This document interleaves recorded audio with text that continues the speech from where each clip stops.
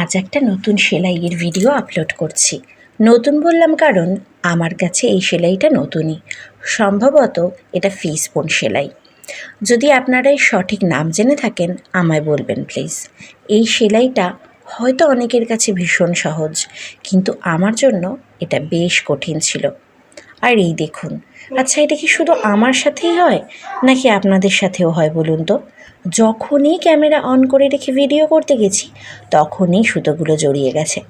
সেলাই করতে তো ভীষণ ভালো লাগে, কিন্তু এই যে বারবার সুতো জড়িয়ে যায় ভারী বিরক্ত লাগে। তবে কি আর করা যাবে, যাই হোক এই কঠিন সেলাইটা অবশেষে রপ্ত করতে পেরেছি। আগে সারাদিন শুধু পড়াতেই ভালো লাগতো, পড়ানো ছাড়া আর কিছু ভালোই লাগতো না। তবে এখন সেলাইটা খুব ভালো লাগে। সেলাই করতে করতে সারাদিন যে কিভাবে কেটে যায় তা বুঝতেই পারি না। এটা যেন একটা নেশার মতো। আচ্ছা, আমার মতো আপনাদের কার কার এরকম নেশা আছে? আপনি কিন্তু আমাকে কমেন্ট করে জানাতে পারেন।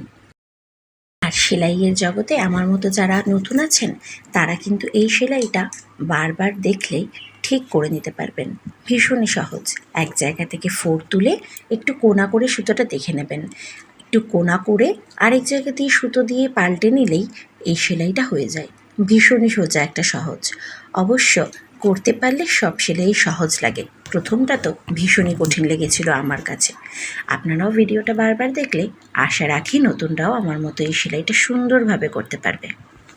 আর এই দেখুন, এই সেলাইয়ের মাঝে মাঝে আমি ছোট্ট ছোট্ট কিছু ফুল দিয়েছি, যা দেখতে কিন্তু খুবই সুন্দর লাগছে।